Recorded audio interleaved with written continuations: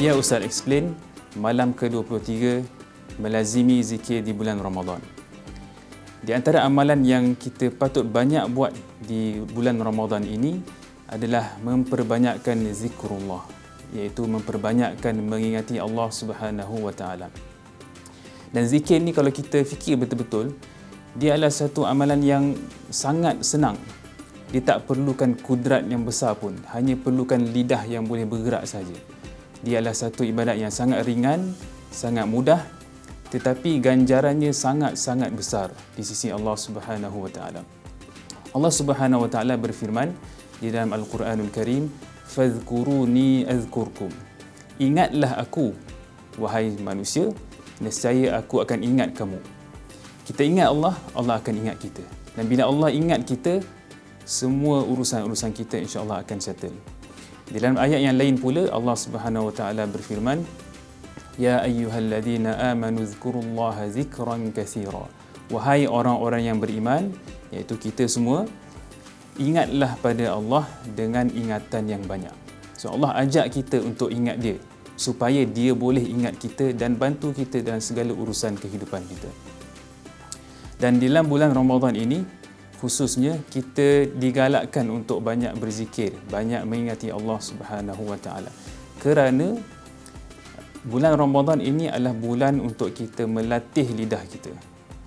Kalau kita tak berjaya melatih lidah kita, boleh jadi puasa yang kita buat selama 1 bulan ini kosong daripada pahala. Kalau kita lihat sabda Nabi SAW dalam sebuah hadis, Nabi kata, "Rubba sa'imin laysa lahu min siyamihi illa al-ju'." Barangkali ada sesetengah orang, kata Nabi SAW, yang berpuasa, tapi dia puasa apa yang dia dapat hanyalah dahaga dan lapar sahaja. Maknanya, dia tidak mendapat pahala pun daripada puasanya.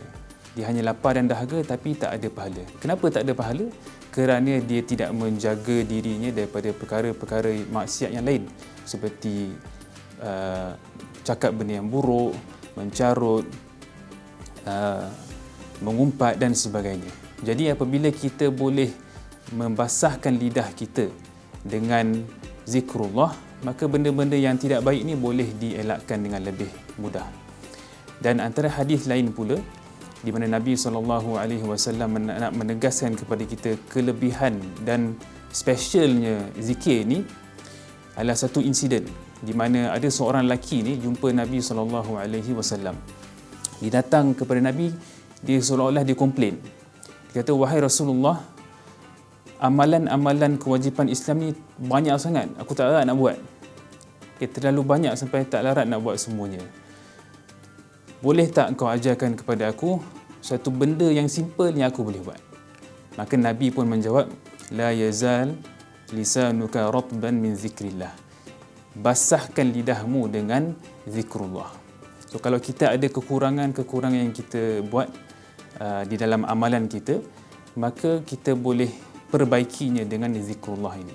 Dalam hadis lain pula yang panjang sedikit, di mana Nabi SAW nak ajarkan kepada kita kenapa kita kena banyak zikrullah. Nabi kata, "Ala unabbiukum." Nak tak aku bagi tahu suatu amalan yang meninggikan darajat kamu, suatu amalan yang lebih suci di sisi Tuhanmu, lebih disayangi oleh Tuhanmu, lebih baik daripada menginfakkan emas dan perak, lebih baik daripada engkau keluar berjihad dan berperang. Maka sahabat pun tanyalah, "Nak ya Rasulullah, ceritakan kepada kami, apa benda amalan ni?" Maka Nabi pun kata dengan dalam simple words, Nabi kata zikrullah, ingat kepada Allah. Maka zikrullah ni adalah satu benda yang sangat mudah, namun dia boleh jadi sangat berat kepada orang yang tidak bersungguh-sungguh dan tidak diberikan taufik oleh Allah Subhanahu wa taala. Maka sama-samalah kita memohon kepada Allah Subhanahu wa taala supaya membantu kita untuk memperbanyakkan zikrullah pada bulan Ramadan ini.